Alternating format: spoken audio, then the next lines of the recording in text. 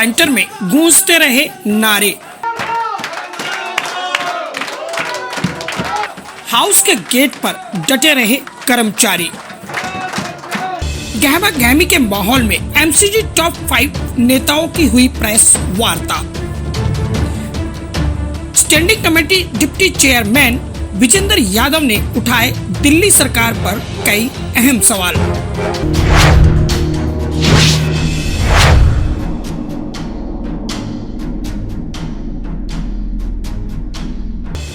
दरअसल वित्तीय संकट से जूझ रहे उत्तरी नगर निगम के कर्मचारियों का आरोप है कि उन्हें कई महीनों से वेतन नहीं मिला, जिसके चलते उनकी माली हालत खराब हो रही है। अपने वेतन की मांग को लेकर वह बीते 26 दिनों से प्रतिदिन 2 घंटे काम रोको सांकेतिक धरने पर थे, लेकिन अब कोई हल न निकलता देख उनका प्रदर्शन उग्र हो गया।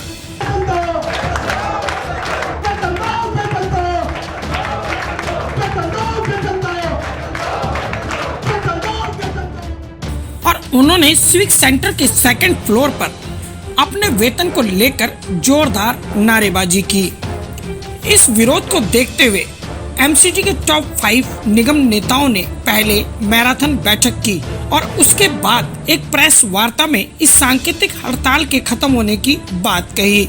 हम आपको बता दें कि निगम नेताओं ने 20 नवंबर तक इसका समाधान निकालने का समय मांगा है। वहीं टॉप 5 एमसीडी लीडर में से एक डिप्टी चेयरमैन विजेंद्र यादव ने मीडिया से बात करते हुए इस पूरे मामले में दिल्ली सरकार पर कई सवाल खड़े किए। सर, निगम के टॉप 5 लीडर में जिसमें से एक आप भी हैं, स्टैंडिंग कमेटी के डिप्टी चेयरमैन है, इस नाते प्रेस कॉन्फ्रेंस की कल आप लोगों ने, और 26 दिनों से चले आ रहे सांकेतिक काम रोको 2 घंटे धरने को आपने समाप्त कर दिया। आपसे छिपा नहीं है मामला कि वेतन को लेकर के ये पूरा प्रदर्शन रहा था। क्या है ये पूरा मामला आपके शब्दों में? देखिए, जो कर्मचारियों का सांकेतिक हड़ताल 2 घंटे की 27 दिनों से चल रही थी, मैंने अपने प्रयास इंडिविजुअल भी किए, उनसे उनकी बातों को मैंने समझा, देखा और मुझे लगा कि उनके साथ न्याय संगत कुछ चर्चाएं हो, जिसमें उनका जो परिवार है वो भ्रमित हुआ बैठा है कि जो जनता है उनको ये लग रहा है कि 6 महीने की तनख्वाहें रुकी हुई हैं, जबकि 6 महीने की तनख्वाहें नहीं रुकी हैं। मई तक की उनको दी जा चुकी हैं, 3 महीने तक की तनख्वाहें उनकी बाकी बची हैं। और कल जो हमारी कमिश्नर महोदय, मेयर साहब, टॉप 5 लीडर्स जो उत्तरी दिल्ली नगर निगम के हैं या जो कर्मचारियों के लीडर्स हैं, वो सब वहाँ पर मौजूद थे। वहाँ पर जो चर्चाएं हुई, उन्होंने सकारात्मक चर्चाओं के बीच में अच्छी पहल की। हमारे जो उनसे 2-3 प्रस्ताव थे कि जब सदन चलेगा तो सदन चलने के बाद ही वो सब चीज़ें जो उनकी ज़रूरत है उन सबको हम सदन में पास करवा पाएँ। सदन का ये हमने तय किया कि सिर्फ और सिर्फ सदन की कार्रवाई जो होगी वो कर्मचारियों के हित के लिए, उनके सैलरी के लिए, पेंशन के लिए लगभग 50,000 कर्मचारियों का मुद्दा है, लगभग 20,000 पेंशन का मुद्दा है। और जो आम आदमी पार्टी वाले इस चीज़ को छोड़ के दूसरे मुद्दे पर भटक रहे हैं या इनको बरगला रहे हैं, मैं पूछना चाहता हूँ, कहाँ थे वो नेता 27 दिनों तक जब यहाँ पर एक सांकेतिक हड़ताल चल रही थी? उन्होंने आकर कभी उनका साथ दिया या उस विषय पे बात की? मैं राय साहब से मिला, जो कि हमारा पेंशन का कार्य देखते हैं उत्तरी दिल्ली नगर निगम का। उन्होंने बताया कि सत्येंद्र जैन जी के ऊपर, हमारा दिल्ली सरकार के ऊपर उत्तरी दिल्ली नगर निगम का इतना पैसा बकाया रहता है। वही तो सर, 19% और 18% पीडब्ल्यूडी जल बोर्ड के ऊपर कट लगाया है, लेकिन एमसीडी के ऊपर 57%। आप क्या मानते हैं? देखिए, दिल्ली जल बोर्ड के ऊपर 19% और पीडब्ल्यूडी के ऊपर भी जो है 20% के लगभग लगाया है। तो ये दिल्ली सरकार की एक साजिश है उत्तरी दिल्ली नगर निगम को बदनाम करने की, कि जब 57% वो कट क्यों लगा रहे हैं, उसी रेशो में लगा दें, हमें मंजूर है।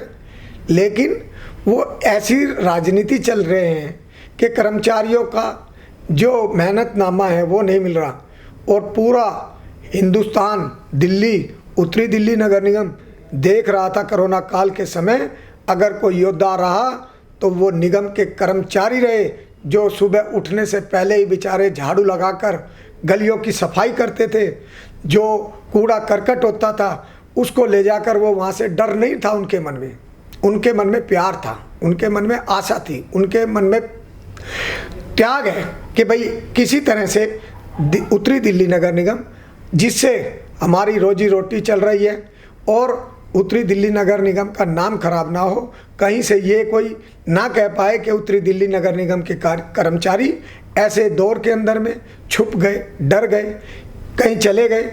लेकिन अगर डरे तो दिल्ली सरकार के विधायक डरे। दिल्ली सरकार के खिलाफ क्या ये लड़ाई कोर्ट में जाएगी, और कोर्ट में जाएगी तो विजेंद्र यादव कहाँ खड़े होंगे? हाँ बिल्कुल, मैं कह रहा हूँ कोर्ट में अगर लड़ाई जाती है तो हम जाएंगे और धारदार तरीके से लड़ेंगे या अड़ेंगे, लेकिन दिल्ली सरकार से अपना पैसा मांगेंगे, ये हमारा अधिकार है। कई तरीके के टैक्स दिल्ली सरकार हमारे निगमों के टैक्सों में से लेती है, तो वो हमारा अधिकार क्यों नहीं दे रहे हैं? मैं तो एक बात और कहना चाहूँगा, जो भारत सरकार से हम रिक्वेस्ट करेंगे, आग्रह करेंगे, उनकी अपनी व्यथा बताएंगे कि वो भी चिंतित हैं भारत सरकार कि भाई इसका कोई स्थायी समाधान निकले। अगर जैसे रिवेन्यू बढ़ाने का कोई तात्पर्य अगर देखा जाए तो रिवेन्यू अभी अनाधिकृत कॉलोनियों के अंदर में हम कुछ ऐसे उनसे टैक्स लेने जा रहे हैं जिसमें उनको भी दुख नहीं होगा और उनका कार्य भी उनको लगेगा कि हम उसके मालिकाना हक में बैठे हैं, और वो टैक्स जो आएगा वो उत्तरी दिल्ली नगर निगम के भी काम आएगा। वो जनता के ऊपर बोझ नहीं है। जनता सोच रही है कि अगर ऐसा होगा तो उनकी भलाई के लिए होगा। ये टैक्स किसके लिए लिया जा रहा है? ये सब उनकी भलाई के लिए है। हम सब एक टीम की तरह से काम करते हैं, ये हमारा परिवार है। अगर जो इनको हमारे कर्मचारियों को समय पर पेंशन मिल जाए, समय पर उनकी तनख्वाहें मिल जाएं, तो उनका परिवार खुश रहेगा और वो दुआएं देंगे। सिर्फ उत्तरी दिल्ली नगर निगम को नहीं, दिल्ली की जितनी भी जनता है, सभी के मन में आज ये व्यथा रही है कि कहीं ना कहीं कर्मचारियों की तनख्वाहें समय पे मिले। जो जीपीएफ है अगले महीने से पेंशन जो है देने जा रहे हैं, और ये जो मोदी जी का संदेश है कि पीएमओ में हम भेज चुके हैं, उनसे निगम में जो हमने कार्य करने हम ईमानदारी से कर रहे हैं। हमारी जो सरकार है वो ईमानदारी से कार्य कर रही है। जो 3 महीने की सैलरी रुकी है उसको भी हम अगले महीने जल्द से जल्द उनको दे देंगे, जिससे कि उनका व्यवस्थित रूप से घर का भी कार्य चल सके। हमारे 9,000 करोड़ रुपए दिल्ली सरकार पर निकलते हैं, क्यों नहीं दिए जा रहे हैं? तो वो सब चीज़ें उठाई जानी थी, हम उठाएंगे, सदन के माध्यम से उठाएंगे, हम अपने बड़े सीनियर लीडर्स के माध्यम से उठाएंगे, हम लेफ्टिनेंट गवर्नर जी के पास में मिलने जाएंगे, उनसे समय ले रखा है।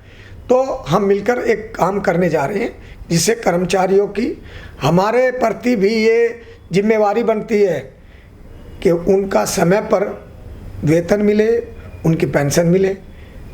सर, जिम्मेदारी की बात आप खुद स्वीकार कर रहे हैं कि जिम्मेदारी भी बनती है, और टॉप 5 लीडर को अलग अलग जिम्मेदारी भी दी जा रही है। ऐसे में निगम ने ये कहा है कि जैसे मान लीजिए 14 साल का टैक्स है तो 4 साल का या 2 साल का जमा कराएं, बाकी छूट देंगे। ऐसी पॉलिसियों से फंड रिव्यू किया जाएगा और कर्मचारियों को दिया जाएगा, जिसके लिए 2 महीने का समय मांगा है। आप क्या मानते हैं, पर्याप्त रहेगा 2 महीने? देखिए क्या है कि कोई भी कार्य अगर दृढ़ संकल्प रूप से किया जाता है और उसमें एक मिलकर प्रयास होता है, संगठित रूप से प्रयास होता है, तो वो कार्य हमेशा सफल रहता है। अगर सदन ही नहीं चलने दिया जाएगा तो हम अपनी आवाज़ को कहाँ रखेंगे? सदन के अंदर कुछ ऐसे विषय आते हैं जो सबके हित के लिए है। कर्मचारियों की अगर आज हम समझे कि उनकी आवाज़ को, उनके विषय को लेकर पूरा सदन चलाया जाए, तो उसके अंदर में कर्मचारियों के साथ में पूरा उत्तरी दिल्ली नगर निगम का भी फायदा है, और उत्तरी दिल्ली नगर निगम ने जो कार्य रुके हुए हैं उन कार्यों को भी सुचारू रूप से चलाया जा सकता है।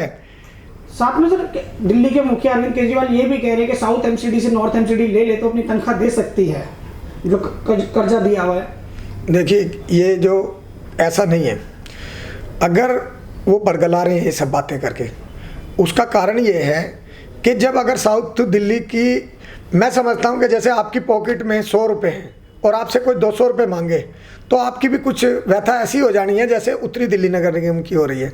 ऐसे ही कुछ समय बाद में अगर ऐसा वो करेंगे तो साउथ दिल्ली की भी ऐसे हालात पैदा हो सकते हैं, वहाँ की निगम भी दिक्कत में आ सकती है।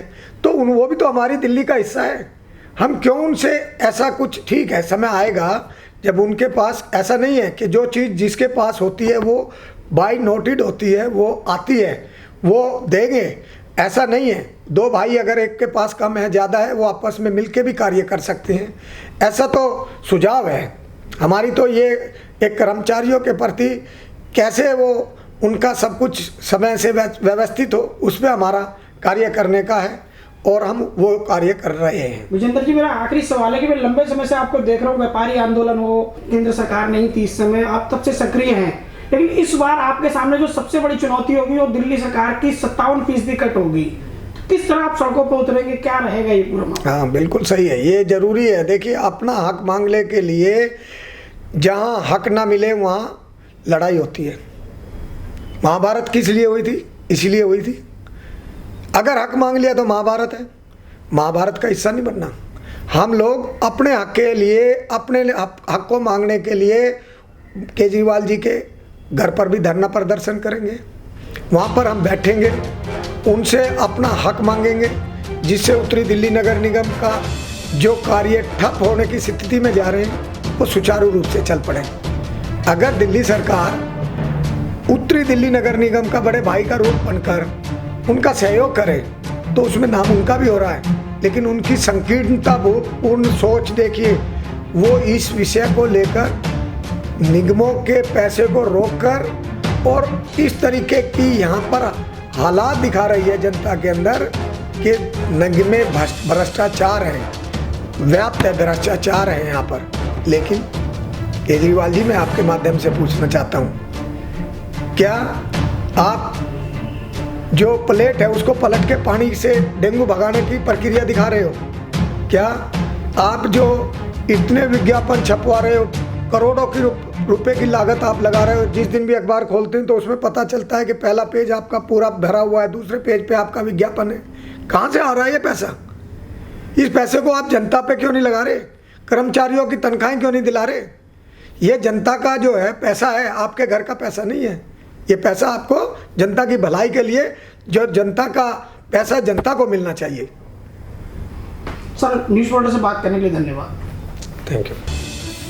इस रिपोर्ट में 3 अहम बातें सामने आई हैं। पहली, एमसीडी दिल्ली सरकार से अपना बकाया लेगी। दूसरी, खुद को निगम इस बात के लिए भी तैयार करेगा कि रेवेन्यू अधिक जनरेट कैसे किया जाए।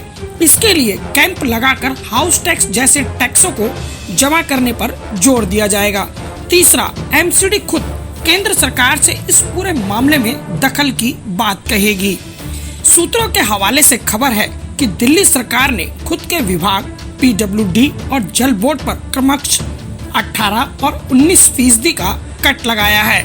वहीं इसके उलट एमसीडी पर भारी भरकम 57% का कट लगाया है, जिससे निगम की माली हालत और भी बिगड़ सकती है।